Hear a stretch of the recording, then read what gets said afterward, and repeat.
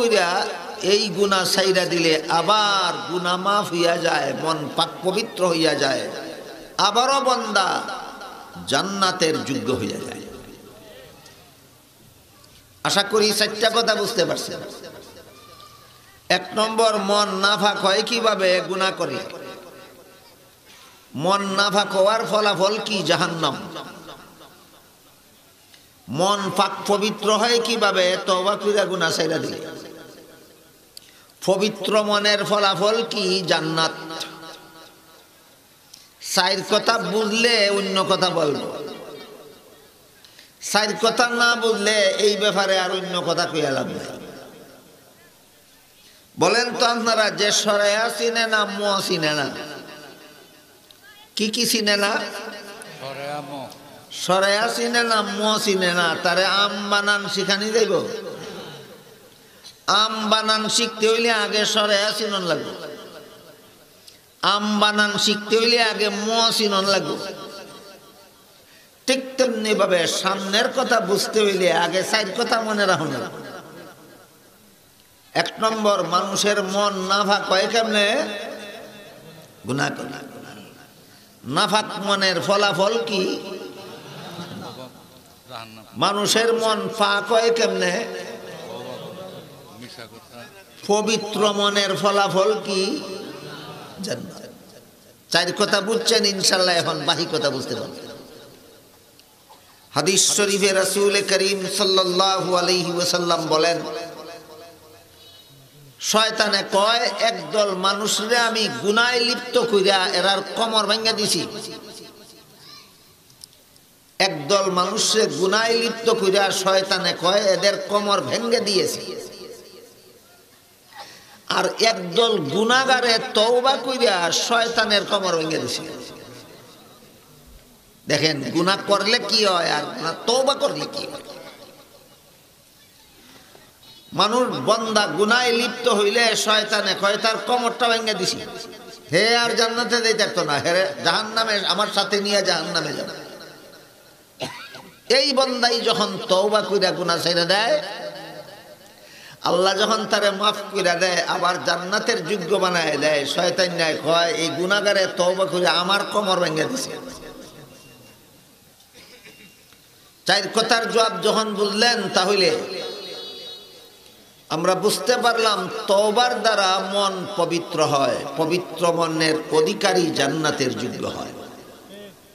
কিন্তু আল্লাহ যে মানুষের মনের মধ্যে গুনার মজা বুঝার যোগ্যতা দিয়া দিছেন, গুনার প্রতি মনের মধ্যে আকর্ষণ দিয়া দিছেন, এই মজার লুবে লুবে বেশিরভাগ মানুষ বুঝে তওবা করলে গুনাহ মাফ হইব, কিন্তু তওবা করতে পারে না, মজার লুপ ছাড়তে পারে না। বুঝে গুনাহ করলে মন অপবিত্র হয়, গুনাহ করলে জাহান্নামের শাস্তির যোগ্য হয়, এরপরেও গুনাহ ছাড়তে পারে না। কেন? গুনার মজার লুপ ছাড়তে পারে না। বেশিরভাগ গুনাহগারের অবস্থা এরকম, বুঝে গুনাহ করলে জাহান্নামের শাস্তির যোগ্য হয়, তওবা করলে গুনাহ মাফ হইয়া যায়, এটাও বুঝে, কিন্তু তওবা করতে পারে না। কেন? গুনার মজার লুপটা ছাড়তে পারে না, গুনার মজার লুপটা ছাড়তে পারে না। আর কিছু সংখ্যক গুনাহগার এমন আছে যারা উলামায়ে কেরাম বুজুর্গানে দ্বীনের মুখ থেকে ওয়াজ নসিহত শুনলে, জাহান্নামের শাস্তির কথা শুনলে, জাহান্নামের ভয় অন্তরে জাগ্রত হইলে উপস্থিত সময় তওবা কইরা গুনাহ ছেড়ে দেয়, পরের দিন থেকে আবার করা শুরু করে, পরের দিন থেকে আবার করা শুরু করে। এই হইল গুনাহগারদের অবস্থা। বেশিরভাগ গুনাহগারে তওবা করতেই পারে না গুনার মজার লোভে, আর কম সংখ্যক গুনাহগার তওবা করলেও তওবার উপর অটল থাকতে পারে না। যেই গুনাহ আগের দিন তওবা করে ছেড়ে দিল, পরের দিন থেকে আবার সেই গুনাহ করা শুরু করে। কাজেই মন পবিত্র করা সহজ ব্যাপার নয়। আল্লাহ পাক রব্বুল আলামিন এইভাবে তওবা কইরা মন পবিত্রকরণের ব্যবস্থাটাকে সহজ করার জন্য আল্লাহ আরেকটা ব্যবস্থা বাতায় দিয়েছে। সেটা হইল কি, আল্লাহ তোমার মন থেকে বাইর হইয়া যাইব, তোমার মন পাক পবিত্র হইয়া যাইব। কাজেই গুনার মজার লোভটা মন থেকে বাইর করতে হইলে গুনার সাজার ভয় অন্তরে ঢুকাও। এই কথাটার উদাহরণ হইল, বাত্তিগুলি যদি জ্বালাইতেন না তাইলে সন্ধ্যার পরে এই মাঠটা অন্ধকার হইয়া থাকত। বাত্তি জ্বালানির সাথে সাথে অন্ধকার দূর হইয়া যায়। যেমন ভাবে বাত্তি না জ্বালাইলে অন্ধকার থাকে, আর বাত্তি জ্বালাইলেই অন্ধকার দূর হইয়া যায়, ঠিক তেমনি ভাবে জাহান্নামের শাস্তির ভয় মনে না থাকলেই মনটা গুনার মজার লোভে অন্ধকার হইয়া যায়। আর জাহান্নামের শাস্তির ভয়টা অন্তরে ঢুকলেই গুনার মজার লোভের অন্ধকার অন্তরে আর থাকতে পারে না, এটা অন্তর থেকে বাহির হয়ে যায়। খুব ছোট্ট ছোট্ট সহজ সহজ উদাহরণ দিতেছি আপনাদেরকে, বিষয়টা বুঝাইবেন। আবারও উদাহরণটা বুঝুন। রাত 12টার সময় ঘরের ভিতর আলোকিত থাকে না অন্ধকার? বাতি জ্বালাইলেই অন্ধকার দূর হইয়া যায়, বাতি নিবাইলেই আবার অন্ধকারে ছাইয়া যায়। ঠিক তেমনি ভাবে জাহান্নামের মানুষের গুনার মজার লোভে মনটা অন্ধকার থাকে, গুনার মজার লোভে মনটা অন্ধকার থাকে। জাহান্নামের শাস্তির ভয় মনের ভিতরে ঢুকলেই এই অন্ধকার আর মনে থাকতে পারে না, মন থেকে বাইরে যায়। আবার যখন গুনার মজার লোভ অন্তরে ঢুকে যায় তখন মনের মধ্যে আর জাহান্নামের শাস্তির ভয় থাকে না। এই জন্য আল্লাহ বলেন, ইয়া আইয়ুহাল্লাযীনা আমানুত্তাকুল্লাহ, হে ঈমানদারগণ, মজার লোভে গুনাহ ছাড়তে পারো না, তওবা করতে পারো না, মজার লোভে তওবার উপর অটল থাকতে পারো না, আল্লাহর শাস্তির ভয় অন্তরে ঢুকাও, গুনার মজার লোভ মন থেকে বেরিয়ে যাও। দেখছেন আল্লাহ কত সহজভাবে বিষয়টা আমাদের শিক্ষা দিতেছেন। জাহান্নামের শাস্তির ভয় অন্তরে ঢুকাও, গুনার মজার লালসা মন থেকে বাইরে যাবে। কিন্তু জাহান্নামের শাস্তির ভয়ও নিজের মনের ভিতরে নিজে নিজে ঢুকানো যায়।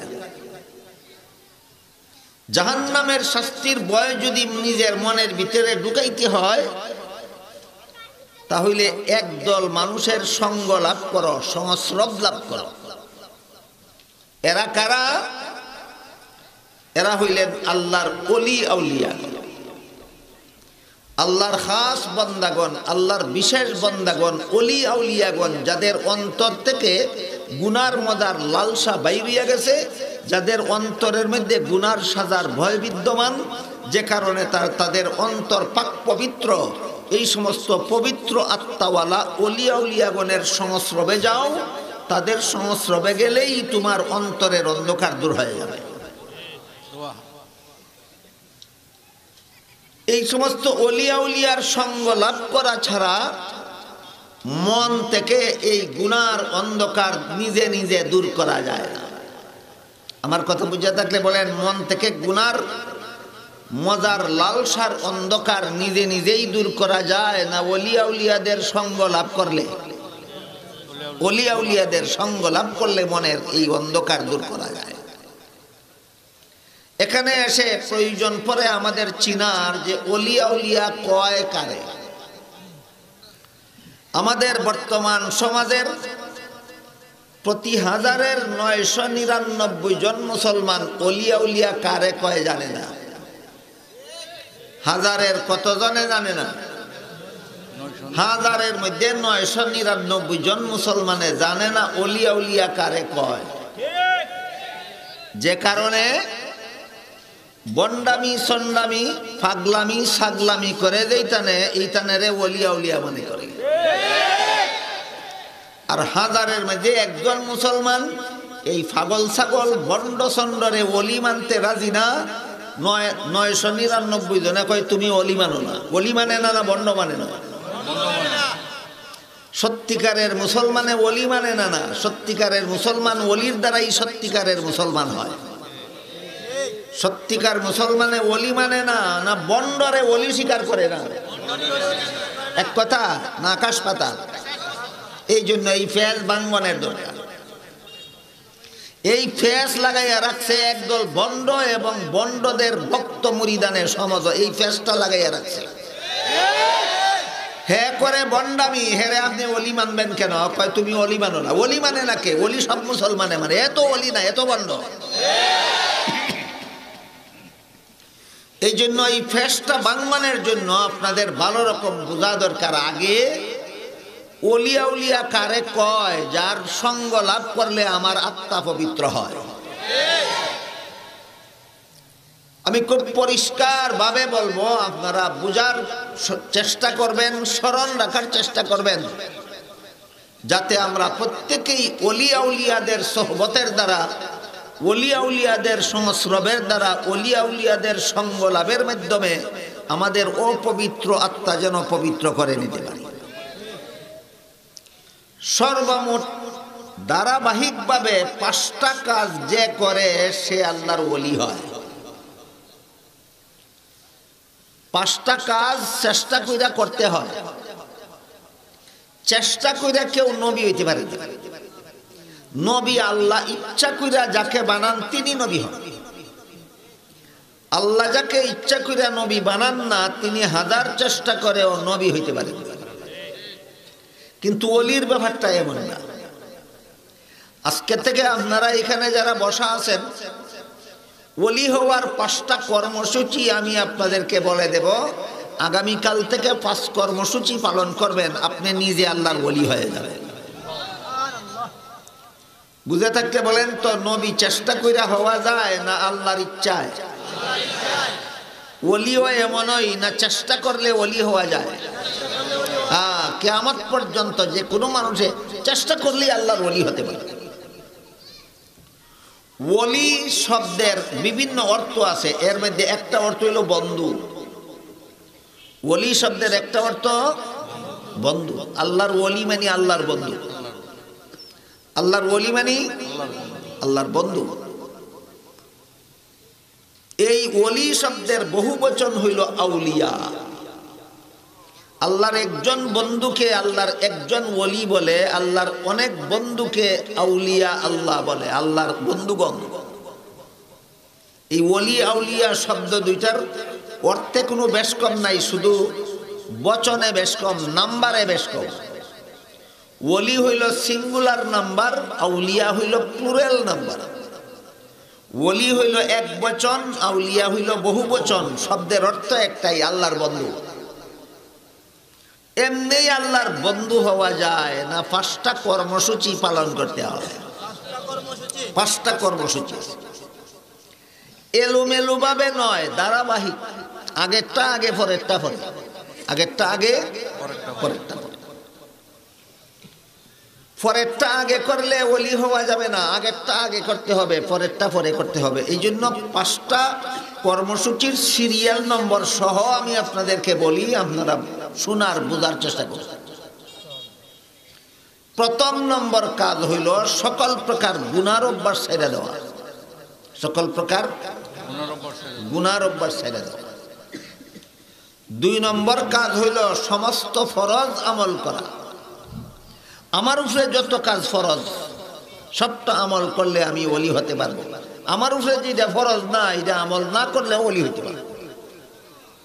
যেমন গরিবের উপর যাকাত দেওয়া ফরজ না। আপনারা কি জানেন গরিবের উপর কি যাকাত দেওয়া ফরজ? তাইলে গরিবে যাকাত না দিয়া ও আল্লাহর ওলি হইতে পারবো? হ্যাঁ পারবো, কারণ এটা তো তার উপর ফরজ না। যার উপর যত কাজ ফরজ, ফরজ কাজগুলি করতে হবে, এটা হইল 2 নম্বর কর্মসূচি। 3 নম্বর কর্মসূচি হইল সকল প্রকার ওয়াজিব আমল করতে হবে। 4 নম্বর কর্মসূচি হইল সকল প্রকার সুন্নতে মুআক্কাদা আমল করতে হবে। 1 নম্বরটা হইল সাইরা দেওয়ার কাম, আর বাকিগুলি হইল কইরা নেওয়ার কাম। বেশ কম বুঝেন কিনা? 1 নম্বরটা হইল সাইরা দেওয়ার কাম কি? যত গুনার অভ্যাস আছে সাইরা দাও। যতক্ষণ পর্যন্ত একটা গুনারও অভ্যাস আছে ততক্ষণ পর্যন্ত ফরজ, ওয়াজিব, সুন্নত, নফল, বন্দেগী করতে করতে মরলেও তুমি আল্লাহর ওলি হতে পারবে না, কারণ তোমার গুনার অভ্যাস আছে। কাজেই এর লাগি বলছিলাম সিরিয়াল বাই সিরিয়াল, আগেরটা আগে করতে হবে। সকল প্রকার গুনার অভ্যাস ছাইরা দাও, এটা প্রথম নম্বর কাজ। আর বাকি কাজগুলি কইরা নাও। তোমার উপর যত ফরজ আছে ফরজগুলি আদায় কইরা নাও। তোমার উপর যত কাজ ওয়াজিব আছে এগুলি কইরা নাও। তোমার জন্য যে সমস্ত কাজ সুন্নতে মুআক্কাদা আছে এগুলি কইরা নাও। কটা হইল? শেষ নি না, আরেকটা বাকি। এই আরেকটা যে 5 নম্বরটা বাকি, এই 5 নম্বরটা না করা পর্যন্ত কেউ আল্লাহর ওলি হতে পারবে না। 5 নম্বরটা আমি একটু পরে বলবো, এর আগে 4 নম্বর সম্পর্কে আরো কিছু কথা আছে। 4 নম্বর সম্পর্কে কথা আছে। 1 নম্বরে যে আমি গুনার অভ্যাস ছেড়ে দিলাম, এর ফলাফল কি হবে? গুনার অভ্যাস ছেড়ে দিলে জাহান্নাম থেকে বাঁচা যাবে। 2 নম্বরে যে আমি ফরজ আমল করলাম, 3 নম্বরে যে আমি ওয়াজিব আমল করলাম। ফরজ আমল, ওয়াজিব আমল করলে কি হবে? জান্নাত পাওয়া যাবে। 4 নম্বরে যে আমি সুন্নতে মুআক্কাদা আমল করলাম, সুন্নতে মুআক্কাদা আমল করলে কি হবে? নবীর শাফাআত পাওয়া যাবে। মনে রাখতে হবে আপনাদের। 5 নম্বরটা কইছি না এখনো, 4 নম্বরের কথা শেষ হোক, এরপরে 5 নম্বর। এই 4টা কাজের মধ্যে কোন কাজের দ্বারা কি হয়? গুনার অভ্যাস ছাইরা দিলে কি হয়? জাহান্নাম থেকে মুক্তি পাওয়া যায়। ফরজ ওয়াজিব আমল করলে কি হয়? জান্নাত পাওয়া যায়। সুন্নতে মুআক্কাদা আমল করলে কি হয়? নবীর শাফাআত পাওয়া যায়। ইয়াদ রাখতে হবে আপনাদের। বলেন তো, গুনাহ ছাইরা দিলে কি হয়? জাহান্নাম থেকে নাজাত পাওয়া যায়। ফরজ ওয়াজিব আমল করলে কি হয়? বেহেশত পাওয়া যায়। সুন্নতে মুআক্কাদা আমল করলে কি হয়? নবীর শাফাআত পাওয়া যায়। এখনো আল্লাহর ওলি হইতে পারবে না, কারণ 5 নম্বরটা বাকি। 4 কাজের দ্বারাই ওলি হইয়া গেল না, 5 নম্বরটা বাকি। 5 নম্বরটা পরে বলতে চাই, এর আগে কিছু জরুরি কথা আছে। এখানে প্রশ্ন জাগতে পারে কারো মনে যে আমি গুনার অভ্যাস ছাইরা দিয়ে যদি জাহান্নাম থেকে বাঁচতে পারলাম, আমি ফরজ ওয়াজিব আমল কইরা যদি জান্নাত লাভ করতে পারলাম, আমি সুন্নতে মুআক্কাদা আমল কইরা যদি নবীর শাফাআত পাইলাম, 5 নম্বরটা করলাম না, ওলি হইলাম না, অসুবিধা কি? প্রশ্ন বুঝছেন কিনা? এখানে 2টা প্রশ্ন আছে। 1 নম্বর প্রশ্ন হইল, গুনার অভ্যাস ছাইরা দিয়ে ওলি হইতে পারলো না কেন? ফরজ ওয়াজিব আমল কইরাও ওলি হইতে পারলো না কেন? সুন্নতে মুআক্কাদা আমল কইরাও ওলি হইতে পারলো না কেন? হইল এক প্রশ্ন। আরেক প্রশ্ন হইল, গুনার অভ্যাস ছাইরা দিয়া যদি আমি জাহান্নাম থেকে বাঁচতে পারি, ফরজ ওয়াজিব আমল কইরা যদি জান্নাত লাভ করতে পারি, সুন্নতে মুআক্কাদা আমল কইরা যদি নবীর শাফাআত লাভ করতে পারি, তাহলে 5 নম্বরটা করলাম না, আল্লাহর ওলি হইলাম না, অসুবিধা কি? কটা প্রশ্ন? আগের প্রশ্নের জবাবটা আগে বলি। গুনার অভ্যাস ছাইরা দিলে ওলি হতে পারবে না কেন? ফরজ ওয়াজিব আমল করলেই ওলি হতে পারবে না কেন? সুন্নতে মুআক্কাদা আমল করলেই ওলি হতে পারবে না কেন? তার কারণ আমি গুনার অভ্যাস ছাইরা দিছি বিনা স্বার্থে না জাহান্নাম থেকে বাঁচার স্বার্থে? ফরজ ওয়াজিব আমল করছি বিনা স্বার্থে না জান্নাত পাওয়ার স্বার্থে? সুন্নতে মুআক্কাদা আমল করি বিনা স্বার্থে না নবীর শাফাআত পাওয়ার স্বার্থে? যতক্ষণ পর্যন্ত বান্দা নিজের স্বার্থে আল্লাহর বন্দেগী করে, বুঝেন কথা? যতক্ষণ পর্যন্ত বান্দা নিজের স্বার্থে আমল করে ততক্ষণ পর্যন্ত জাহান্নাম থেকে বাঁচতে পারে, জান্নাত পাইতে পারে, নবীর শাফাআত পাইতে পারে, কিন্তু আল্লাহর ওলি হইতে পারে। ওলি হইতে পারে। আমার কথা বুঝে থাকলে বলুন, গুনার অভ্যাস ছাইরা দিলাম বিনা স্বার্থে। কোন স্বার্থ? ফরজ ওয়াজিব আমল করলাম বিনা স্বার্থে না জান্নাত পাওয়ার স্বার্থে? সুন্নতে মুআক্কাদা আমল করলাম বিনা স্বার্থে না নবীর শাফাআত পাওয়ার স্বার্থে? যতক্ষণ পর্যন্ত তুমি তোমার স্বার্থে কাজ করবা ততক্ষণ পর্যন্ত জাহান্নাম থেকে বাঁচতে পারবা, জান্নাত লাভ করতে পারবা, নবীর শাফাআত পাইতে পারবা, কিন্তু আল্লাহর বন্ধু হইতে পারবা না। কাজে আল্লাহর ওলি হওয়া যেমন তেমন কথা নয়। আল্লাহর ওলি হওয়া যেমন তেমন কথা নয়। আমি আগেই কইছি, আমাদের সমাজের প্রতি হাজারের 999 জন মুসলমান জানেই না ওলি কারে কয়। না জানার কারণে যারা বন্ডামি সন্ডামি করে, ফাগলামি সাগলামি করে, এইটানেরে আল্লাহর ওলি মনে করে। বন্ড আল্লাহর ওলি নয়, 5 কাজের দ্বারা আল্লাহর ওলি হয়। পাগল ছাগল ওলি নয়, 5 কাজের দ্বারা আল্লাহর ওলি হয়। এর প্রথম 4 কাজের দ্বারা জাহান্নাম থেকে নাজাত পাওয়া যায়, জান্নাত লাভ করা যায়, নবীর শাফাআত পাওয়া যায়, কিন্তু আল্লাহর ওলি হওয়া যায় না। গেল এক প্রশ্নের জবাব। গুনাহ ছাইরা দিলেও আল্লাহর ওলি হওয়া যায় না কেন? এটা আমার স্বার্থে ছাড়ছি। ফরজ ওয়াজিব আমল করলেও আল্লাহর ওলি হওয়া যায় না, আল্লাহর বন্ধু হওয়া যায় না কেন? এটা আমার স্বার্থে করছি। সুন্নতে মুআক্কাদা আমল করলেও আল্লাহর ওলি হওয়া যায় না কেন? এটাও আমার স্বার্থে করছি, বিনা স্বার্থে না। বুঝে থাকলে বলেন তো, সুন্নতে মুআক্কাদা আমল করি কোন স্বার্থে? নবীর শাফাআত পাওয়ার স্বার্থে। যতক্ষণ পর্যন্ত বান্দা নেক আমল করে, গুনাহ ছাইরা দেয়, ফরজ ওয়াজিব আমল করে, সুন্নতে মুআক্কাদা আমল করে নিজের স্বার্থে, ততক্ষণ পর্যন্ত আল্লাহ তারে আল্লাহর বন্ধু বানায় না, ততক্ষণ পর্যন্ত সে আল্লাহর ওলি হয় না। 2 নম্বর প্রশ্ন হইল, ঠিক আছে গুনার অভ্যাস ছাইরা দিয়া জাহান্নাম থেকে বাঁচলাম, ফরজ ওয়াজিব আমল কইরা জান্নাত পাইলাম, সুন্নতে মুআক্কাদা আমল কইরা নবীর শাফাআত পাইলাম, 5 নম্বরটা করলাম না, আল্লাহর ওলিও হইলাম না, অসুবিধা কি? মনে আসেনি 2 নম্বর প্রশ্ন? অসুবিধা নাই।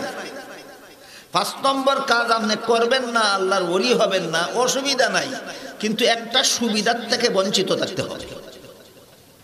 অসুবিধা নাই, একটা সুবিধার থেকে বঞ্চিত থাকতে হবে। সেটা কি? আপনি আল্লাহর বান্দা হইয়া থাকবেন চিরকাল, আল্লাহর বন্ধু হতে পারবেন না কখনো। আপনি 4 কাজের দ্বারা চিরকাল আল্লাহর বান্দা হইয়া থাকবেন, বন্ধু হতে পারবেন না। এবার শুনি 5 নম্বর কাজটা কি? সহিহ বুখারী শরীফের হাদিসে উল্লেখ আছে, রাসূল করিম সাল্লাল্লাহু আলাইহি ওয়াসাল্লাম বলেন, যেই বান্দা নফল বন্দেগীকে নিজের অভ্যাস বানায়, যেই বান্দা নফল বন্দেগীকে নিজের অভ্যাস বানায়, আল্লাহ তারে আল্লাহর বন্ধু বানায়। এখন বন্ধু বানায় কেন? আল্লাহ কয়, গুনাহ ছাড়ছস, জাহান্নাম থেকে বাঁচার স্বার্থে এটা আমার বন্ধু হওয়ার কাম করছস না, এটা তোর মতলবের কাম করছস। ফরজ ওয়াজিব আমল করছস জান্নাত লাভের স্বার্থে, এটা আমার বন্ধু হওয়ার কাম করছস না, তোর মতলবের কাম করছস। সুন্নতে মুআক্কাদা আমল করছস নবীর শাফাআত পাওয়ার স্বার্থে, যে আমার বন্ধু হওয়ার জন্য, আমার বন্ধু হওয়ার কাজ করছস না, তোর মতলবের কাজ করছস। নফল বন্দেগী এর মধ্যে বন্দার কোনো স্বার্থ নাই। নফল বন্দেগী না করলেও জাহান্নাম থেকে বাঁচা যায়, নফল বন্দেগী না করলেও জান্নাত পাওয়া যায়, নফল বন্দেগী না করলেও নবীর শাফাআত পাওয়া যায়। তাহলে নফলটা করছস কেন? এর মধ্যে তোর কোনো স্বার্থ নাই, শুধু আমি মালিকরে খুশি করার লাগি করছস। এই জন্য স্বার্থহীন বন্দেগীর দ্বারা আমি তোরে আমার বন্ধু বানাইছি। বন্দা যত কাজ নিজের মতলবে করে, তত কাজের দ্বারা আল্লাহর গোলাম হয়, আল্লাহর বন্দা হয়, বন্ধু হতে পারে না। যখন বন্দা স্বার্থহীনভাবে কোনো বন্দেগী আল্লাহর করে, এমন বন্দেগী করে যে বন্দেগীর মধ্যে তার কোনো মতলব নাই। বলতে পারেন এই বন্দেগীটা কোনটা? নফল। বন্দা যখন আল্লাহর এমন বন্দেগী করে যেই বন্দেগীর মধ্যে তার কোনো মতলব নাই, তখন আল্লাহ কয়, এই কাজটা তোর মতলবে করছস না, এটা আমি আল্লাহরে খুশি করার লাগি করছস, আমি আল্লাহ খুশি হইয়া তোরে আমার বন্ধু বানাইলাম। আল্লাহর রাসূল বলেন, তখন সেই বন্দার মুখ আল্লাহর মুখ হইয়া যায়, সেই বন্দার হাত আল্লাহর হাত হইয়া যায়, সেই বন্দার পা আল্লাহর পা হইয়া যায়। আল্লাহর বন্ধু যেই বান্দা, এই বান্দার মুখ দিয়া আল্লাহর মর্জির খেলাফ কোনো পানাহার হয় না, আল্লাহর মর্জির খেলাফ কোনো কথা বের হয় না। যেই বান্দা আল্লাহর বন্ধু হয় সেই বান্দা তার হাতের দ্বারা আল্লাহর মর্জির খেলাফ কোনো কাজ করে না। যেই বান্দা আল্লাহর বন্ধু হয় সেই বান্দার পায়ের দ্বারা আল্লাহর অসন্তুষ্টির পথে চলে না। এই মর্মে আল্লাহর রাসূল বলেন, এই বান্দার মুখ তখন আল্লাহর মুখ হইয়া যায়, এই বান্দার হাত তখন আল্লাহর হাত হইয়া যায়, এই বান্দার পা তখন আল্লাহর পা হইয়া যায়। তাহলে আল্লাহ নফল বন্দেগী সাইল কাজ করার পরে যারা নফল বন্দেগীরে নিজের অভ্যাস বানায় তারারে আল্লাহর বন্ধু বানায়। বানাইলো বন্ধু, কিন্তু পুরস্কার কি? যেই বন্ধু যার সাথে বন্ধুত্ব করলে কোনো পুরস্কার পাওয়া যায় না, তার সাথে বন্ধুত্ব করার সার্থকতা কি? হাদিস শরীফে রাসূল করিম সাল্লাল্লাহু আলাইহি ওয়াসাল্লাম বলেন, যারা আল্লাহর ওলি হবে, যারা আল্লাহর বন্ধু হবে, তাদেরকে আল্লাহ এমন একটা পুরস্কার দিবেন যেই পুরস্কার জান্নাতীরা জান্নাতে পাবে না। যেই পুরস্কার জান্নাতীরা জান্নাতে পাবে না। কাজী আল্লাহর বন্ধু হইলে কোনো, আল্লাহর বন্দী না হইলে কোনো ক্ষতি নাই, কিন্তু আল্লাহর বন্দী না হইলে এই পুরস্কারটা পাওয়া যাবে না, একটা উপকার থেকে বঞ্চিত থাকতে হবে। এখন আমরা শুনি চেষ্টা করি আল্লাহর বন্ধু হইলে, আল্লাহর ওলি হইলে স্পেশাল একটা পুরস্কার পাওয়া যাবে জান্নাতে যাওয়ার পরে। যেটা যারা আল্লাহর ওলি না এরা জান্নাতে গিয়াও পাইতো না। আপনি যদি আল্লাহর ওলি হন তাহলে জান্নাতে গিয়া এমন একটা পুরস্কার পাইবেন যেটা আল্লাহর ওলি না যারা সাইড কাজ করে যারা জান্নাতে গেছে তারা সেই পুরস্কারটা পাবে না। এই পুরস্কারটা কি? হাদিস শরীফে রাসূল করিম সাল্লাল্লাহু আলাইহি ওয়াসাল্লাম বলেন, জান্নাতীরা জান্নাতের নিয়ামত বুক কইরা যত আনন্দ পাইব, তার চেয়ে বেশি আনন্দ হবে আল্লাহর সাক্ষাতে। আল্লাহরে দেখতে পারার আনন্দ জান্নাতের সকল নিয়ামতের উপভোগের চেয়ে বেশি। আর যে আল্লাহর যত বড় ওলি হবে সে জান্নাতে গিয়া আল্লাহর সাক্ষাৎ তত বেশি পাবে। আসেনি ওলিরার আলাদা পুরস্কার, ওলিদের আলাদা পুরস্কার। সাধারণ নেককার মুমিন মুসলমানদের উপর আল্লাহর ওলিগণের আলাদা মর্যাদা আছে। আল্লাহর ওলিগণের উপর নবীর সাহাবাগণের আলাদা মর্যাদা আছে। নবীর সাহাবাগণের উপর সমস্ত নবী রসুলের আলাদা মর্যাদা আছে। সমস্ত নবী রসুলগণের উপর মুহাম্মাদুর রাসূলুল্লাহর আলাদা মর্যাদা আছে। মুহাম্মাদুর রাসূলুল্লাহর উপর আল্লাহর আলাদা মর্যাদা আছে। একদিনে সব কথা বলা যায় না, দুঃখিত, কিন্তু এই কার উপর কার মর্যাদা আলাদা, কি আলাদা মর্যাদা, এই কথাটা সাধারণত আমাদের সমাজে আলোচনা হয় না। এই জন্য সাধারণ মুসলমানেরা জানে না। এই সুযোগে বন্ডরা বলে থাকে যে এরা ওয়াহাবি, এরা ওলিয়া উলিয়াদের মর্যাদা দেয় না। কি বলেন? ওলিয়া সমস্ত জান্নাতীদের উপর ওলিয়া উলিয়াদের আলাদা মর্যাদা আছে না? জান্নাতীরা জান্নাতের নিয়ামত বুক করবে আর ওলিয়া উলিয়ারা আল্লাহরে দেখার মজা বুক করবে, যেটা জান্নাতের নিয়ামতের চেয়ে বেশি। তাহলে ওলিয়া উলিয়াদের কোনো মর্যাদা নাই। তোমরা যারা ওলিয়া উলিয়ারে মানার দাবি করো, ওলিয়া উলিয়ারে মর্যাদা দেওয়ার দাবি করো, তোমরা ওলি চিনোই না। বলুন, যে ওলি চিনেই না হে আবার ওলির মর্যাদা কি দিবে আর ওলি মানবেটা কি? আপনারা যদি বলেন ধৈর্যের সাথে আর কয়েক মিনিট কথা শুনবেন, তাহলে আমি কার উপর কার আলাদা মর্যাদা, মর্যাদাটা কি, কার উপর কার আলাদা মর্যাদা, মর্যাদাটা কি একটু আবার দেব আপনাদের। কারণ এই মর্যাদার ব্যবধানটা না জানার কারণে বর্তমান সমাজের কিছু মূর্খ জাহিল পিরানির নামে যারা বন্ডামি করে, এরা সবরে একাকার করে ফেলতে চায়। হাদিস শরীফে রাসূল করিম সাল্লাল্লাহু আলাইহি ওয়াসাল্লাম বলেন, আনজিলিন নাসা মানাজিলাহুম, সব মানুষের মর্যাদা এক নয়, ভিন্ন ভিন্ন মানুষের ভিন্ন ভিন্ন মর্যাদা। সর্বপ্রথম মর্যাদা হইল বেদিন কাফিরের উপর গুনাহগার মুসলমানের আলাদা মর্যাদা আছে। বিশ্বাস হয় আপনাদের? বেদিন কাফিরের উপর গুনাহগার মুসলমানের আলাদা মর্যাদা আছে। যদি গুনাহগার মুসলমান কবিরা গুনাহ কইরা থাকে, কুফরি আর শিরিক গুনাহ যদি না কইরা থাকে, তাহলে যত গুনাহই করুক গুনাহগার মুসলমান হাজার হাজার গুনাহও যদি কইরা থাকে, লাখ গুনাহও যদি কইরা থাকে, কোটি গুনাহও যদি কইরা থাকে, আসমান জমিনের মধ্যকার ফাঁক জায়গা যদি গুনাহ দিয়া ভইরা লাইয়া থাকে, তবু এই গুনাহগার মুসলমানের আলাদা মর্যাদা আছে বেদিন কাফিরের উপর। ঠিক, এই গুনাহগার মুসলমানের আলাদা মর্যাদা আছে কাদের উপর? বেদিন কাফিরের উপর। বেদিন কাফিরের উপর গুনাহগার মুসলমানের আলাদা মর্যাদাটা কি? একটু একটু সামান্য আওয়াজ দেই শোনো। আবু লাহাবের বউয়ের নাম আছিল উম্মে জামিল। আবু লাহাবের বউয়ের নাম। নবীর দুষ্ট ছিল না দুশমন ছিল? দুশমন। একবার একটা বিশেষ কারণে আল্লাহ নবীর কাছে কিছুদিনের জন্য ওহী পাঠানি বন্ধ রাখলেন। একটা বিশেষ কারণ, এই কারণের আলোচনার দিকে গেলে মূল কথা বুঝবেন না আপনারা।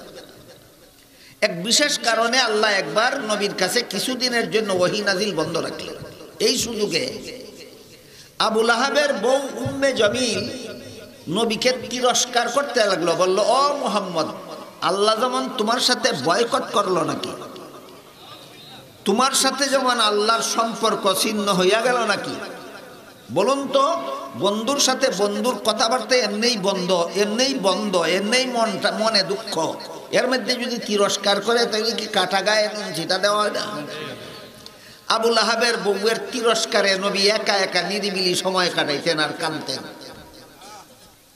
তারপরে আবার যখন আল্লাহ নবীর কাছে ওহী নাজিল শুরু করলেন, তখন আল্লাহ বলেন, ওয়াদ-দুহা ওয়াল-লাইলি ইযা সাজা মা ওয়াদ্দাআকা রাব্বুকা ওয়া মা ক্বালা ওয়ালাল আখিরাতু খায়রুল লাকা মিনাল উলা ওয়ালা সাউফা ইউতিকা রাব্বুকা ফাতারদা। আল্লাহ কতগুলি কসম খাইয়া কইলেন, আবু লাহাবের বউয়ের তিরস্কারে আপনি মনে ব্যথা পাইছেন, আমি আল্লাহ আপনার মনটা খুশি করে দিব। নবীর মনে দুঃখ দিছে কে? আবু লাহাবের বউয়ে। এই দুঃখী মনটারে সুখী কইরা দিবেন কে? যখন আল্লাহ কইলেন যে আপনার দুঃখী মনটাকে আমি খুশি কইরা দিব, সাথে সাথে নবী বলেন, আমার যত গুনাহগার উম্মত গুনার কারণে জাহান্নামে যাবে, সবগুলি গুনাহগার উম্মতকে যতদিন পর্যন্ত জাহান্নাম থেকে উদ্ধার না করা হবে ততদিন পর্যন্ত মনটা আমার খুশি হইতই না। বলেন তো, গুনাহগার মুসলমানের কোনো ফজিলত আছে কি? বেদিন কাফির যেমন চিরকাল জাহান্নামে থাকবে, গুনাহগার মুসলমান চিরকাল জাহান্নামে থাকবে না। এটা হইল কার উপর কার মর্যাদা? বেদিন কাফিরের উপর গুনাহগার মুসলমানের মর্যাদা। না, গুনাহগার মুসলমানের কোনো মর্যাদা নাই। এই কারণে আবার কেউ কেউ মনে মনে ভাববেন না, তাইলে আর সুদ খাইলে, ঘুষ খাইলে, মদ খাইলে, গাঞ্জা খাইলে অসুবিধা কি? চুরি ডাকাতি করলে অসুবিধা কি? খুন খারাপি করলে অসুবিধা কি? জিনা বেবিচার করলে অসুবিধা কি? এই কথা ভাববেন না। কারণ বেদিন কাফির জাহান্নামে থাকবে চিরকাল, আর গুনাহগার মুসলমান জাহান্নামে থাকবে দীর্ঘকাল। বুঝছেন? কাফির থাকবে কতদিন আর গুনাহগার মুসলমান থাকবে কতদিন?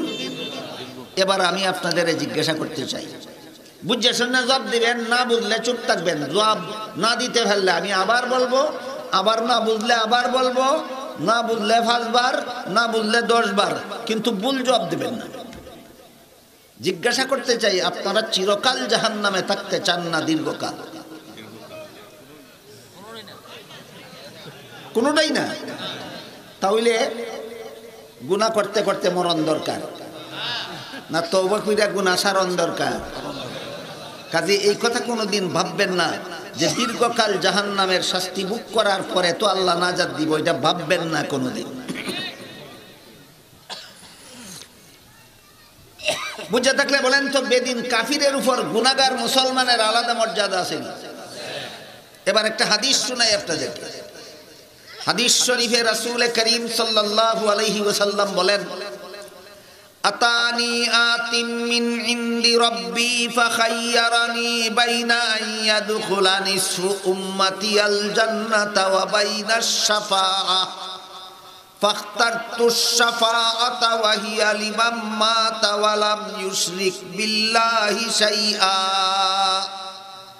রাসূল বলেন আল্লাহ দুইটা প্রস্তাব দিয়ে আমার কাছে ফেরেশতা পাঠাইলেন। কটা প্রস্তাব দিয়ে? দুইটা।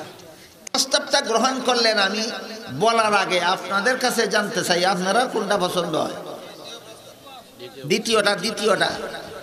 রাসূল বলেন আমি প্রথম প্রস্তাব গ্রহণ করলাম না, অর্ধেক উম্মত ব্যস্ত যাইব গা, অর্ধেক উম্মত দুজহ যাইব গা, এটা আমি মানছি না।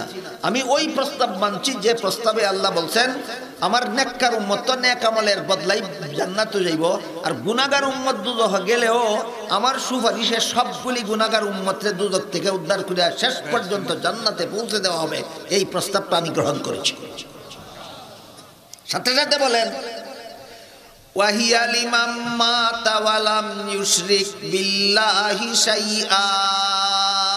গুনাহটা যদি শিরিক না হয়, গুনাহটা যদি শিরিক না হয়, শিরিক গুনাহ কইরা যারা মরবে এরা মুমিন, গুনাহগার মুমিন মুসলমান নয়, এরা বেদিন কাফির, এরা চিরকালের জন্য জাহান্নামে থাকবে। তাহলে সব গুনাহগারকেই নবী সুপারিশ কইরা বেহেশতে নিয়ে যাইবেন না শিরিক ছাড়া? শিরিক ছাড়া। এবার একটু বোঝা দরকার। তাহলে শিরিক গুনাহ কারে কয়? শিরিক গুনাহ কয় আল্লাহ ছাড়া আর কাউকে আল্লাহর সমগুণে গুণান্বিত করার নাম। যেই গুণ আল্লাহ ছাড়া আর কারো নাই, সেই গুণ কোনো ওলির আছে, কোনো নবীর আছে, কোনো পীরের আছে, বাবার আছে, মাজারের আছে, মনে করার নাম শিরিক। ঠিক। হায়াতের মালিক একমাত্র আল্লাহ, মৌতের মালিক একমাত্র আল্লাহ, রিজিক দেওয়ার মালিক একমাত্র আল্লাহ, সন্তান দেওয়ার মালিক একমাত্র আল্লাহ, সুখ শান্তি দেওয়ার মালিক একমাত্র আল্লাহ, ধন সম্পদ বাড়াইয়া দেওয়ার মালিক একমাত্র আল্লাহ, খেতে ফসল দেওয়ার মালিক একমাত্র আল্লাহ। এখন যদি কয় আমার বাবা কিবলা পীর সাহেবেও আমারে ইচ্ছা করলে একটা ছেলে সন্তান দিতে পারে, কার গুণ কারে দিল? আল্লাহর গুণ পীররে দিল, পীররে আল্লাহর শরীকদার বানাইল। আল্লাহ বলেন আমার জান্নাত তোমার জন্য চিরতরে হারাম, নবী বলেন আমার শাফাআত তোমার জন্য চিরতরে হারাম। তাহলে নবী যে সুপারিশ করে সবগুলি গুনাহগার উম্মতকে দুদক থেকে বাইর করে ব্যস্ত নিয়ে যাবেন গা, বিনা শর্তে না শিরিক গুনাহ না করার শর্তে? আপনারা সমাজ লক্ষ লক্ষ মুসলমান আছে যারা শিরিক গুনাহ করে। শত শত মুসলমান না, হাজার হাজার মুসলমান না, লক্ষ লক্ষ মুসলমান আছে যারা শিরিক গুনাহ করে। এর মধ্যে একটা শিরিক গুনার উদাহরণ হইল বন্ড ফিররারে এদের মূর্খ মুরিদরা সেজদা করে।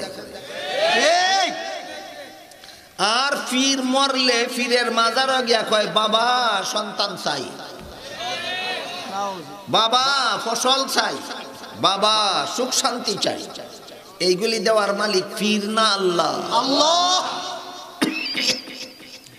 এই যে সেজদাটা ফিরের পায়ে ফিরে করলো, আর মরলে পরে মরা ফিরের মাজারও গিয়া যে সেজদা করলো, রাসূল করিম সাল্লাল্লাহু আলাইহি ওয়াসাল্লাম বলেন আমার উম্মতের জন্য আল্লাহ ছাড়া আর কাউকে সেজদা করা হারাম। ঠিক। আর কাউকে সেজদা করা হারাম। হারাম। তাহলে পীরকে সেজদা করা হালাল না হারাম? হারাম। পীরের মাজারকে সেজদা করা হালাল না হারাম? হারাম। হারাম। এই হারাম সেজদা যেই ফিরে লয়, এই ফিরের তো নিজেরই ঈমান নাই, ওলি হইব কোন সময়? ঠিক। এটা তো ওলি না, এটা তো বন্ড। ঠিক।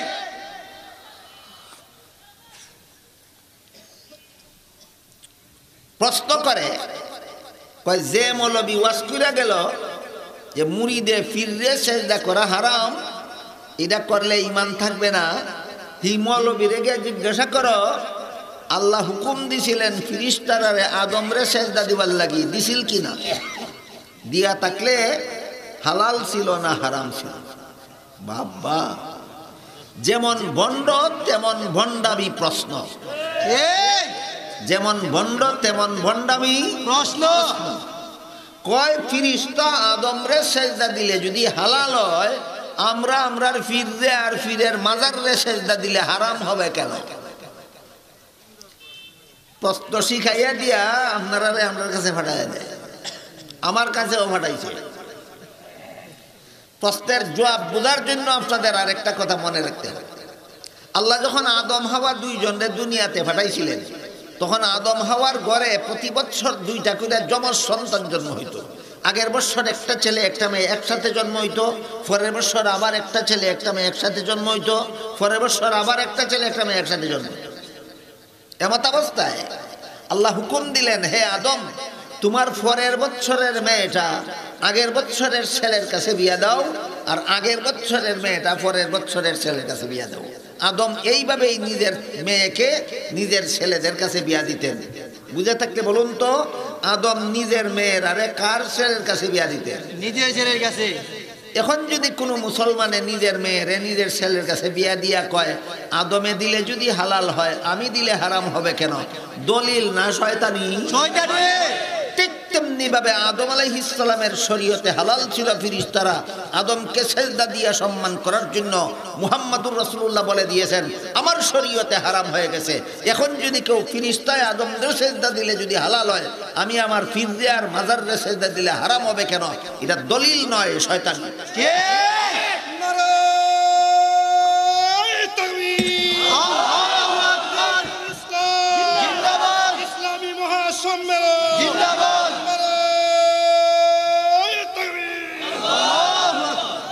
কিছু বন্ডফির আর কিছু বন্ডফিরের মুরিদান এমনও আছে যারা কয় মারিফত হাসিল হইলে নামাজ রোজা ফরজ থাকে না। মারিফত হাসিল হইয়া গেলে গান বাজনা হারাম থাকে না।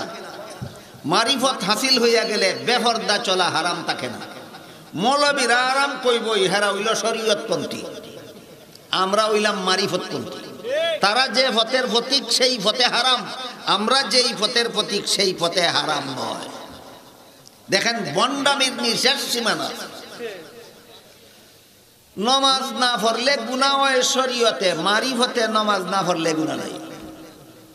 এইরকম বন্ডামি আর শয়তানি কথা যারা কয়, এরারে জিজ্ঞাসা করি, আমাদের নবী মুহাম্মদুর রাসূলুল্লাহ সাল্লাল্লাহু আলাইহি ওয়াসাল্লাম মারিফত থেকে বঞ্চিত ছিলেন না? না সমস্ত জগৎবাসীর চেয়ে বেশি মারিফতওয়ালা ছিলেন? সমস্ত জগৎবাসী থেকে। আল্লাহর রাসূল বলেন, আইয়ুকুম মিসলি ইউতইমুনি রাব্বি ওয়া ইয়াসকিন। এর অর্থ হইল, আমার সমান মারিফতওয়ালা জগতে আর কেউ হতে পারে না। আমি দিনে রাতে সেহরি ইফতার না খাইয়া রোজা রাখলেও আল্লাহর মারিফতের মজায় বুক পিয়াস টের হয় না। বুঝে থাকতে বলুন তো, আপনাদের নবী কার থেকে কম মারিফতওয়ালা ছিলেন? সবার চেয়ে বেশি।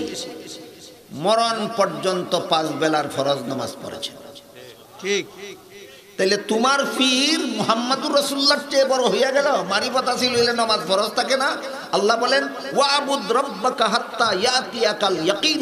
হে মুহাম্মদ সাল্লাল্লাহু আলাইহি ওয়াসাল্লাম, মরণ পর্যন্ত ইবাদতে অটল থাকো।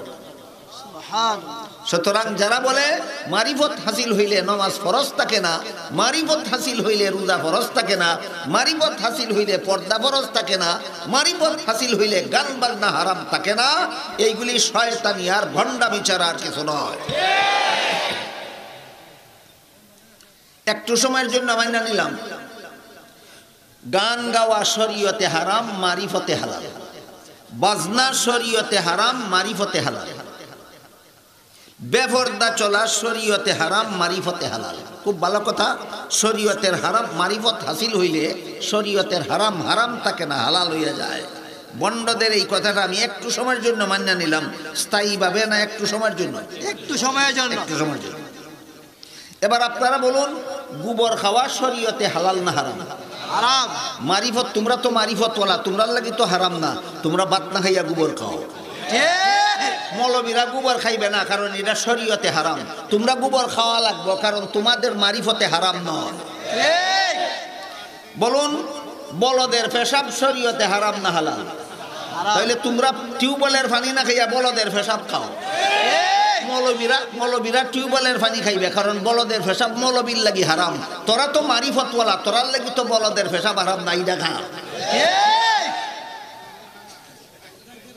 একদিন এক বন্ড ফিরে আমারে কয় আপনারা মানুষে কোরআন হাদিস শুনাইয়া মন নরম করে দেন, বালাকাম পাম্পটিয়া দেয় আমারে, কয় বালাকাম। আপনারা মানুষের কোরআন হাদিস শুনাইয়া মন নরম করে দেন, বালাকাম। আমরাও গান বাজনা শুনাইয়া মন নরম করে দিই, আমরাটাও খারাপ না। আমি যদি কই তোর কথা মানি না, তে হেও তো আমার কথা মানতো না। আমি কইলাম ঠিক কথাই কইছস, ঠিক কথাই কইছস। টিউবওয়েলের পানি দিয়ে শিরা ভিজাইলেও শিরা নরম হয়, মুটটা ভিজাইলেও নরম হয়। কোনটা খাইবে ক? নরম করাই আসল কাজ না হালাল করাই আসল কাজ? হালাল করা আসল কাজ। যে কয় নরম করাই আসল কাজ সে বন্ড শয়তান, যে বলে হালাল করাই আসল কাজ সেই মুমিন মুসলমান।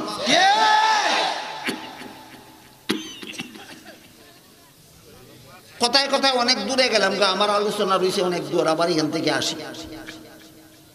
মানুষের মন নাফা কয় গুনার দ্বারা, আর পবিত্র হয় তওবার দ্বারা। কিন্তু গুনার মজার লালসায় তওবা করতে পারে না। এই কারণে আল্লাহ তওবা করার ব্যবস্থা বলে দিয়েছেন, ওলিদের দরবারে যাও। এই প্রসঙ্গে আইছিল আলোচনা। বলেন ওলি কারে কয়? যে ফর্দা মানে না, নমাজ রোজা করে না, যে বেফর্দা চলে, গান বাজনা করে, উরুস করে, এরে ওলি কয়। 5 কাজ যিনি করেন তারে আল্লাহর ওলি কয়। এইটা ছিল আমার মূল আলোচনা। কত কাজের দ্বারা আল্লাহর ওলি হয়? 5 কাজের দ্বারা আল্লাহর ওলি হয়। 1 নম্বর গুনার অভ্যাস ছেড়ে দেওয়া, 2 নম্বর ফরজ আমল করা, 3 নম্বর ওয়াজিব আমল করা, 4 নম্বর সুন্নতে মুআক্কাদা, 5 নম্বর নফল বন্দেগীর অভ্যাস। 5 নম্বর নফল বন্দেগীর অভ্যাস। যারা নফল বন্দেগীকে অভ্যাস বানায় এরার মর্যাদা নেককার মুসলমানের চেয়ে বেশি। নেককার মুসলমান হইল আল্লাহর বন্দা, আর নফল বন্দেগীওয়ালা হইল আল্লাহর বন্ধু। বেশ কম হয়েছে নি? বলেন বুঝে থাকলে ওলিয়া উলিয়াদের মর্যাদা কি নেককার মুসলমানের সমান না নেককার মুসলমানের চেয়ে শ্রেষ্ঠ? এখন কিছু ক্লাসিফিকেশন শুনেন। বেদিন কাফিরের উপর গুনাহগার মুসলমানের মর্যাদা আছে, এটা কইছি এতক্ষণ। বেদিন কাফিরের উপর গুনাহগার মুসলমানের মর্যাদা আছে। গুনাহগার মুসলমান জাহান্নামে যাবে, চিরকালের জন্য নয়। এটা হইল কাফিরের উপর গুনাহগার মুসলমানের মর্যাদা। গুনাহগার মুসলমানের উপর নেককার মুসলমানেরও মর্যাদা আছে। গুনাহগার মুসলমানের উপর নেককার মুসলমানের কি মর্যাদা? গুনাহগার মুসলমানের উপর নেককার মুসলমানের মর্যাদা হইল এরারে জাহান্নামের আগুনে সইবার আগেই জান্নাতে দেয়। ঠিক, আলাদা আলাদা নি, আলাদা আলাদা। নেককার মুসলমানের উপর ওলিয়া উলিয়াদের আলাদা মর্যাদা আছে। নেককার মুসলমানেরা জান্নাতে গিয়া এত ঘন ঘন আল্লাহর সাক্ষাৎ পাবে না, ওলিয়া উলিয়ারা জান্নাতে গিয়া যত ঘন ঘন আল্লাহর সাক্ষাৎ পাবে। আল্লাহর সাক্ষাতের উদাহরণটা হলো আকাশের চন্দ্রের মতো। আকাশের চন্দ্র পৃথিবীর অর্ধাংশে দেখা যায়, অর্ধাংশে দেখা যায় না। কি বলেন? পৃথিবীটা তো এই ধরনের মাউথ পৃষ্ঠার মতো এইরকম গোলাকার। এই আকাশে চন্দ্র উঠলে পৃথিবীর এই পৃষ্ঠা থেকে দেখা যায়, ওই পৃষ্ঠা থেকে দেখা যায় না। যেমন ভাবে আকাশের চন্দ্র উদয় হইলে পৃথিবীর অর্ধাংশ থেকে দেখা যায়, অর্ধাংশ থেকে দেখা যায় না, ঠিক তেমনি ভাবে জান্নাতীরা জান্নাতে গেলে আল্লাহর ওলিয়া উলিয়ারা যত ঘন ঘন দেখবে, নেককার মুসলমানেরা তত ঘন ঘন দেখবে না।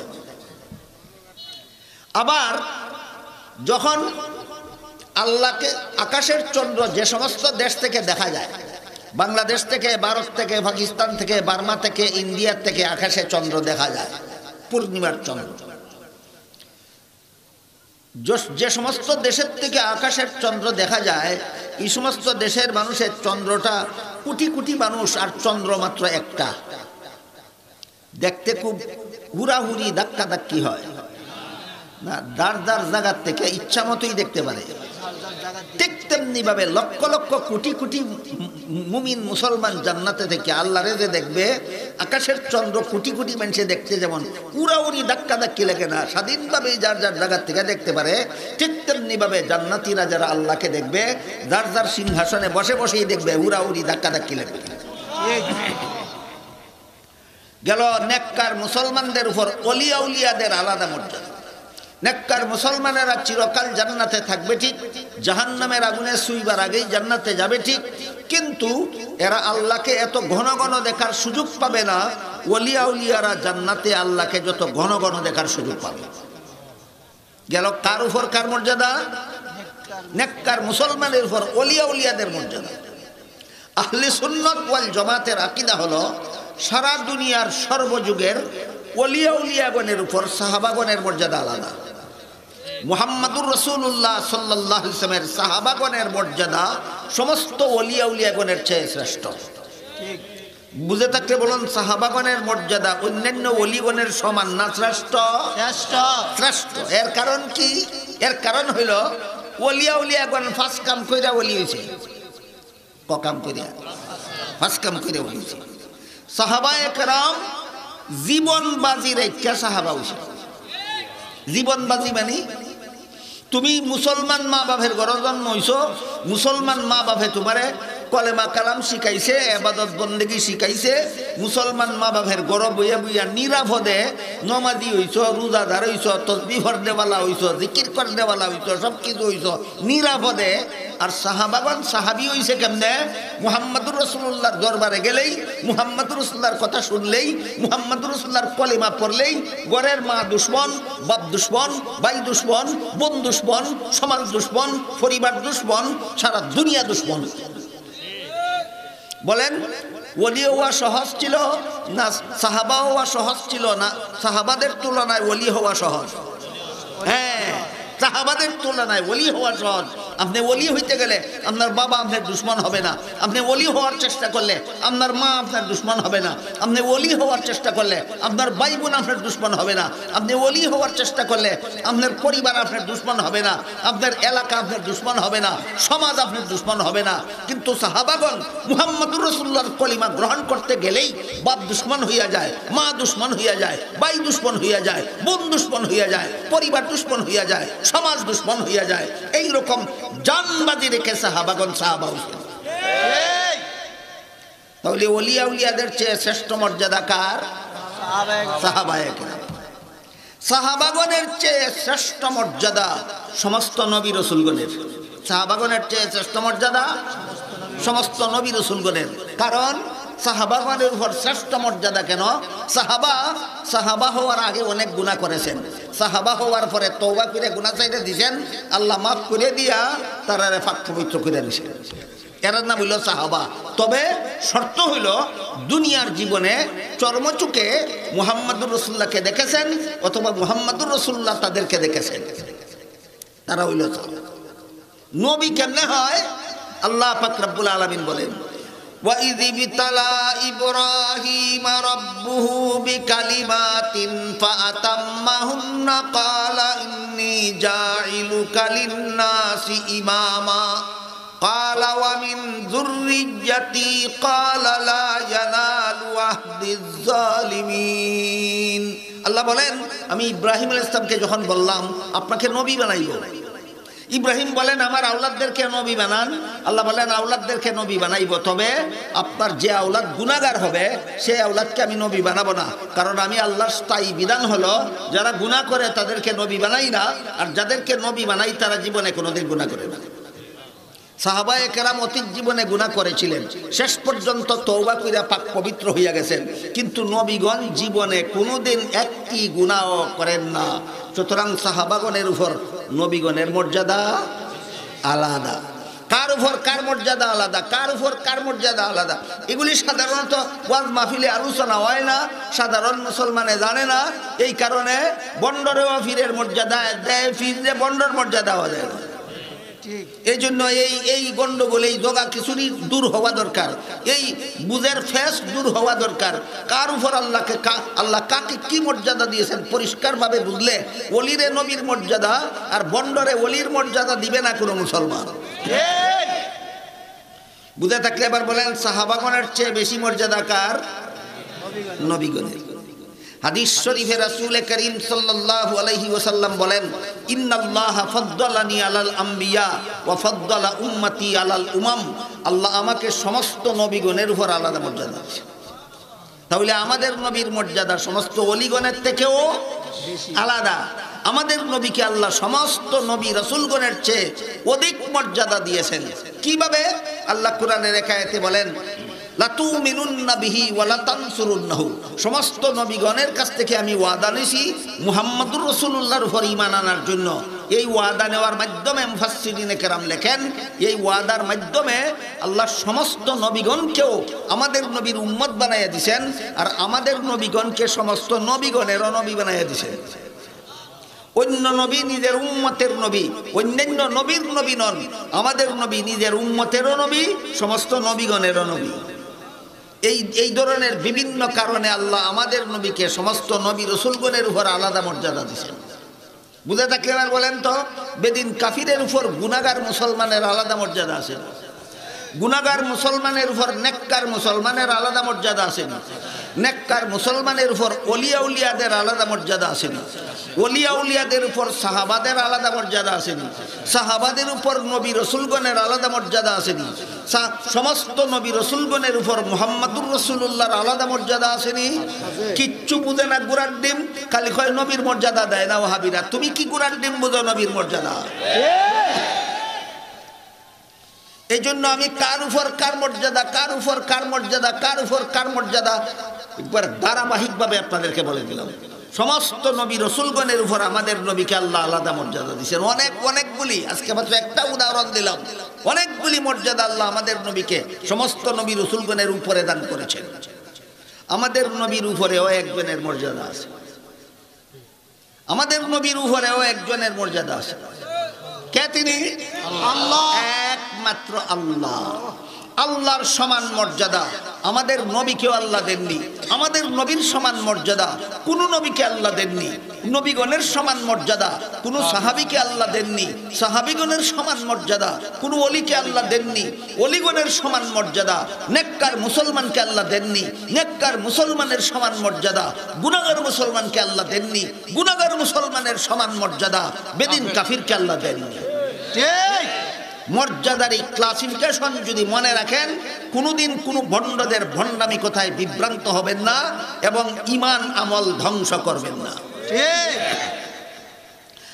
এখন আমাদের নবীর উপর আল্লাহর আলাদা মর্যাদা আছে কথাটা যদি আপনারা বিশ্বাস হয়, তাহলে এক দুইটা উদাহরণ দিয়ে আজকের কথা শেষ করব। আমাদের নবীর উপর আল্লাহর মর্যাদা আলাদা না সমান? আলাদা।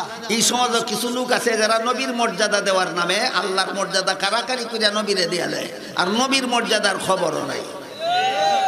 এই জগা কিছুরই পাকাবার সুযোগ যেন না থাকে। এই জন্য সমস্ত মুসলমানদের জানতে হবে, স্মরণ রাখতে হবে, আমাদের নবীর মর্যাদা আলাদা, আল্লাহর মর্যাদা আলাদা। আমাদের নবীকে আল্লাহ যে সমস্ত আলাদা মর্যাদা দিয়েছেন, এর মধ্যে আরেকটা আলাদা মর্যাদার কথা কই। হাদিস শরীফে রাসূল করিম সাল্লাল্লাহু আলাইহি ওয়াসাল্লাম বলেন, উতিতু ইলমাল আউয়ালিন ওয়াল আখিরিন। আমার আগে যত মানুষ দুনিয়াতে আইসে গেছে, আমার পরে যত মানুষ দুনিয়াতে আইব যাইব, সমস্ত নবী রাসূলগণ সহ সবাইকে আল্লাহ যে পরিমাণ ইলম দান করেছিলেন, একা আমাকে সেই পরিমাণ ইলম দান করেছেন।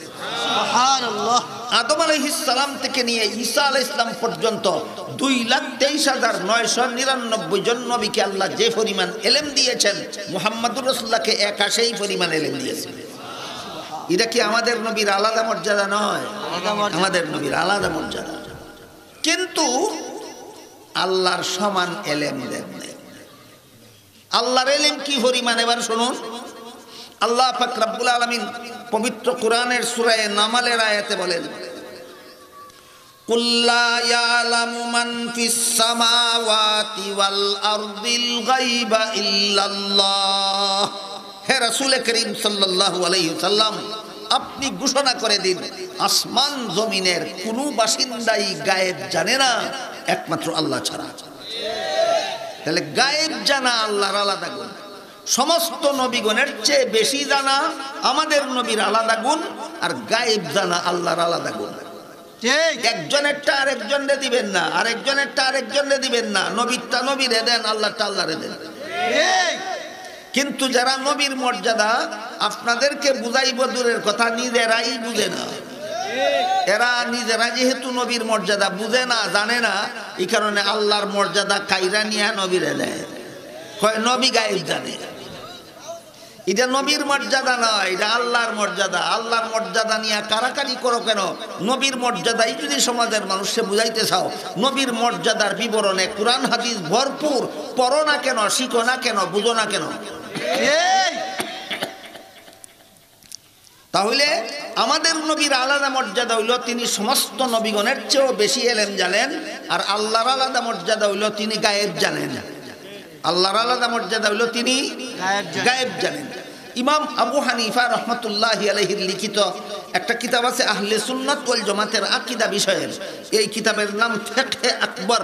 এই কিতাবের ব্যাখ্যা গ্রন্থের নাম শরহে ফিকহে আকবর।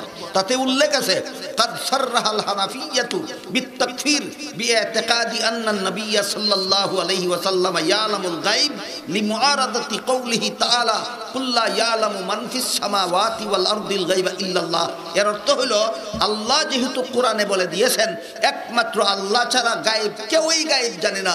আসমানের কোনো বাসিন্দাও গায়েব জানে না, জমিনের কোনো বাসিন্দাও গায়েব জানে না। কাজেই যে বলবে নবী গায়েব জানে সে কোরআন মানে না, যে কোরআন মানে না সে মুসলমান থাকে না, যে মুসলমান থাকে না তার আবার সুন্নি কি আর ওয়াহাবি কি, যে মুসলমান থাকে না তার আবার শরীয়ত কি আর মারিফত কি।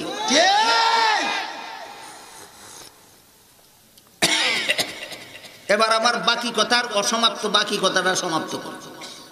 প্রসঙ্গক্রমে আবারও অনেক দূরে চলে আসলাম। কথা ছিল গুনার দ্বারা মানুষের মন নাফাক হইয়া যায়, তওবা করে গুনাহ ছেড়ে দিলে মন পবিত্র হয়। কিন্তু তওবা করতে পারে না মানুষ কেন? গুনার মজার লুবে। এই লুপ মন থেকে দূর হয় ওলিয়া উলিয়াদের সংস্রবে গেলে। ওইখানে আসিল কথা মনে আছে?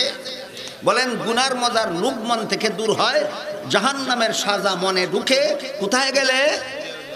ওলিয়া উলিয়ার দরবারে গেলে। কাজী ওলিয়া উলিয়া মানতে নাই, মানতে আছে জানতে নাই। ওলিয়া উলিয়া কারে কয় আগে জানন লাগবো তারপরে মানন। জানবার আগে কি গুড়ার ডিম মানবা? এই কারণে ওলিয়া উলিয়াদের পরিচয়টাও আজকে আপনাদের সামনে বলে দিলাম। ওলিয়া উলিয়াদের আলাদা মর্যাদাটা কি সেটাও আপনাদের সামনে আজকে বলে দিলাম। ওলিয়া উলিয়াদের সংস্রবে যাও আল্লাহ কোরআনে বলেন ইয়া আইয়ুহাল্লাযীনা আমানুত্তাকুল্লাহা ওয়া কুনু মা'আস সাদিকিন। হে ঈমানদারেরা, যদি আল্লাহর শাস্তির ভয় অন্তরে ঢুকাইতে চাও আর গুনার মজার লুপ যদি মন থেকে বাইর করতে চাও, আল্লাহওয়ালাদের দরবারে যাও। ঠিক। আল্লাহওয়ালাদের দরবারে গেলে কি হয় কেমনে বুঝাই আপনাদেরকে? আমি ভাষা খুঁজতে পাই না। বাত্তির নিচে বইছেন নি আপনারা? যেমন ভাবে বাত্তির নিচে বইলে বাত্তির আলোতে শরীরটা আলোকিত হয়ে যায়। মিছা কথা। বাত্তির নিচে বসলে যেমন ভাবে বাত্তির আলোতে শরীর আলোকিত হয়ে যায়, ঠিক তেমনি ভাবে আল্লাহওয়ালাদের সামনে গিয়া বসলে আল্লাহওয়ালাদের পবিত্র অন্তরের আলোতে গুনাহগারের অন্তর আলোকিত হয়ে যায়। বুঝলেন আল্লাহওয়ালার সোহবতের মূল্য কত? কেন আল্লাহ কোরআনে বললেন ওলিদের দরবারে যাও, আল্লাহর ওলিদের সংস্রবে যাও? কেন বললেন? কারণ বাত্তির নিচে বইলে যেমন শরীরটা আলোকিত হয়ে যায়, ঠিক তেমনি ভাবে ওলিয়া উলিয়ার দরবারে বইলে মন আলোকিত হয়ে যায়। ঠিক। ওলিয়া উলিয়ার দরবারে বইলে কি আলোকিত হয়? মন আলোকিত হয়। আপনার মন যখন আলোকিত হবে, আলোকিত হওয়ার মানে কি? গুনার মজার লুপ মন থেকে বাইর হইতে থাকবে, জাহান্নামের শাস্তির ভয় মনে ঢুকতে থাকবে, তওবা করা আপনার জন্য সহজ হয়ে যাবে। এবার বলেন তো, একজন ওলিয়া উলিয়ার দরবারে গেলাম আমার মনটা আলোকিত করার জন্য, আমার অপবিত্র মনকে পবিত্র করার জন্য, 24 ঘন্টাই তার পাশে বসে থাকতে পারবো? তারও কাজ আছে, আমারও কাজ আছে। তিনিও অবসর থাকতে হবে, আমারও অবসর থাকতে হবে। তিনি যতক্ষণ অবসর থাকেন আর আমি যতক্ষণ অবসর থাকি, ততক্ষণ পর্যন্ত আমি একজন ওলির দরবারে বসা থাকতে পারি, ততক্ষণ পর্যন্ত তার পবিত্র অন্তরের আলো, হেদায়েতের আলো আমার অন্তর আলোকিত করতে থাকবে।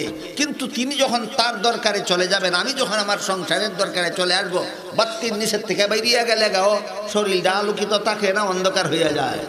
সংসারের দরকারে ওলির দরবার থেকে নিজের বাড়িতে চলে গেলেও অন্তর আলোকিত থাকে না, আবার অন্ধকার হইয়া যায়।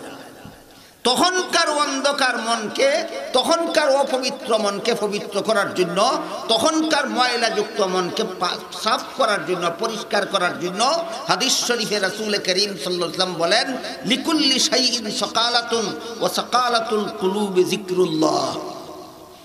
আল্লাহর জিকির করো, ওলিয়া উলিয়ারে দেখলে যেই কাম হয় আল্লাহর জিকিরের দ্বারা সেই কাম।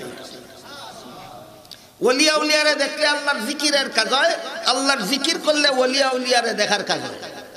এই কথাটা আরো পরিষ্কারভাবে, এই কথাটা আরো পরিষ্কারভাবে এক হাদিসে উল্লেখ আছে। পারো তাহলে তোমার 3 গুণের গুণী বন্ধুটা তোমাকে জান্নাতের পথে টেনে নিয়ে যাবে। কোথায় টেনে নিয়ে যাবে? জান্নাতের পথে। 3 গুণের প্রথম গুণ, ইদার উ যুকিরাল্লাহ, এরারে দেখলে আল্লাহর কথা স্মরণ হয়। আল্লাহর ওলিরারে দেখলে, আল্লাহর খাস বান্দাদেরকে দেখলে, আল্লাহওয়ালাদেরকে দেখলেই আল্লাহর কথা স্মরণ হয়। এরা চেহারা দেখলে আল্লাহর জিকিরের কাজ হয়। আর যখন চেহারা দেখতে পারো তখন জিকিরের কাজ হয়, আর যখন চেহারা দেখতে পারো না তখন জিকিরের দ্বারা এদের চেহারা দেখার কাজ হয়। ওলিয়া উলিয়াদের চেহারা দেখার দ্বারা আল্লাহর জিকিরের কাজ হয়, আর আল্লাহর জিকিরের দ্বারা ওলিয়া উলিয়াদের চেহারা দেখার কাজ হয়। কাজ দুটোটার একটাই। ওলিয়া উলিয়ার চেহারা দেখলে যেই কাজ হয়, আল্লাহর জিকিরের দ্বারা সেই কাজ হয়। কাজটা কি? রাসূল বলেন, লিকুল্লি শাইইন সাকালাতুন ওয়া সাকালাতুল কুলুবি যিকরিল্লাহ। যে কোনো ময়লাযুক্ত জিনিস পরিষ্কার করার হাতিয়ার আছে, অন্তরের ময়লা পরিষ্কার করার হাতিয়ার হইল আল্লাহর জিকির।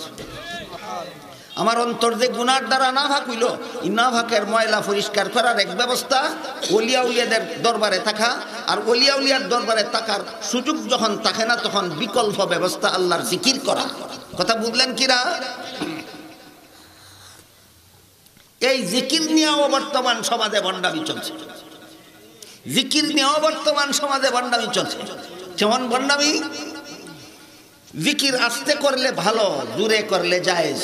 জিকির আস্তে করলে ভালো, জোরে করলে জায়েজ। বিনা শর্তে নয়, 3 শর্তে। আল্লাহর জিকির জোরে করা জায়েজ, বিনা শর্তে না, 3 শর্তে। 1 নম্বর শর্ত, চিল্লাইয়া জিকির করন যেত না, স্বাভাবিক আওয়াজে করন লাগবো। কারণ ছোটর পক্ষ থেকে বড়রে চিল্লাইয়া ডাকা বেয়াদবি। বড়র পক্ষ থেকে, ছোটর পক্ষ থেকে বড়রে চিৎকার দিয়া ডাকা বেয়াদবি। এই জন্য আল্লাহর জিকির চিৎকার দিয়া করা যাবে না, স্বাভাবিক আওয়াজে করতে হবে। 1 নম্বর শর্ত। 2 নম্বর শর্ত হইল, তোমার জিকিরের দ্বারা যেন কোনো মানুষের দ্বীনি কাজে ব্যাঘাত না হয়। তোমার জিকিরের দ্বারা যেন কারো কোরআন তেলাওয়াতে ব্যাঘাত না হয়। তোমার জিকিরের দ্বারা যেন কারো লেখাপড়ায় ব্যাঘাত না হয়। তোমার জিকিরের দ্বারা যেন কারো নামাজে ব্যাঘাত না হয়। 2 নম্বর শর্ত। 3 নম্বর শর্ত হলো, তোমার জিকিরের দ্বারা যেন কারো সংসারের কাজে ব্যাঘাত না হয়। তোমার জিকিরের আওয়াজে যেন কোনো রোগীর কষ্ট না হয়। তোমার জিকিরের আওয়াজে যেন কোনো মানুষের ঘুমে ব্যাঘাত না হয়। আমার কথা বুঝে থাকলে বলুন, আল্লাহর ওলির চেহারা দেখলে যেই কাজ হয়, আল্লাহর জিকিরের দ্বারাও সেই কাজ হয়। জিকির জোরে করা উত্তম না আস্তে করা উত্তম? জিকির আস্তে করা উত্তম, জোরে করা জায়েজ আছে, বিনা শর্তে না, 3 শর্তে। 1 নম্বর শর্ত হলো চিৎকার দিয়া জিকির করা যাবে না। 2 নম্বর শর্ত হলো তোমার জিকিরের দ্বারা অন্য কোনো মানুষের দ্বীনি কাজে ব্যাঘাত সৃষ্টি করা যাবে না। 3 নম্বর শর্ত হলো তোমার জিকিরের দ্বারা মানুষের সংসারের কোনো কাজে ব্যাঘাত সৃষ্টি করা যাবে না। এখন একদল অতি সূক্ষ্ম একদল ভণ্ডদের আবির্ভাব হয়েছে। এরা মুরিদানের দলও ভণ্ড, মুরিদানের দলের ফিরও ভণ্ড। কি বন্ড কয়, আমার জিকিরের দ্বারা তোমার ব্যাঘাত হয় কিনা আমি বুঝতে রাজি না। তোমার কোরআন তেলাওয়াতে ব্যাঘাত হয় কিনা আমি বুঝতে রাজি না। আমার জিকিরের দ্বারা তোমার নামাজে ব্যাঘাত হয় কিনা আমি বুঝতে রাজি না। আমার জিকিরের দ্বারা তোমার ঘুমে ব্যাঘাত হয় কিনা আমি বুঝতে রাজি না। আমি জিকির করি আল্লাহ পাওয়ার জন্য, আমি করবই। লাগাইছে নিফেস, আবার লাগাইছে নিফেস। খালি উরুস করলে বন্ধ হয় না, খালি গান বাজনা করলে বন্ধ হয় না, খালি নামাজ রোজা ছাইরা দিলে বন্ধ হয় না। আল্লাহর জিকিরের বেলায় শরীয়তের শর্ত লঙ্ঘন করলেও বন্ধ হয়। পীর মুরিদির নামে যে যেখানে গিয়া শরীয়তের বিধান লঙ্ঘন করবে, সে সেখানে গিয়েই ভণ্ড বলে প্রমাণিত হবে।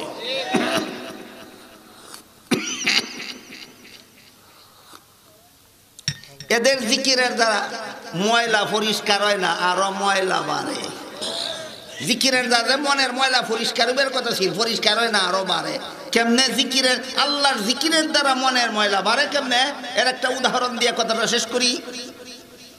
ঘি শরীরের জন্য বড় ক্ষতিকর, উপকারী। যার ডায়রিয়া হয়েছে হে ঘি খাইলে কি হইব?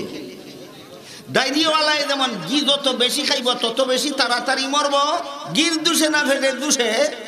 ঠিক তেমনি ভাবে জিকিরের দ্বারা মন সাফ হয়। শরীয়তের বিধান মানলে, শরীয়তের বিধান না মানলে যারা জিকির করে, এরা জিকিরই এদেরকে ধ্বংস করে।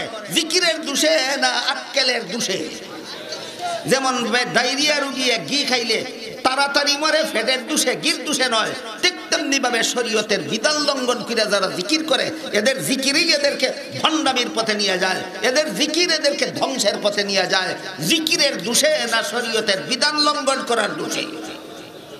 যেখান থেকে কথা শুরু করেছিলাম, গুনার দ্বারা মানুষের মন নাফাক হয় আর তওবার দ্বারা মন পাক হয়।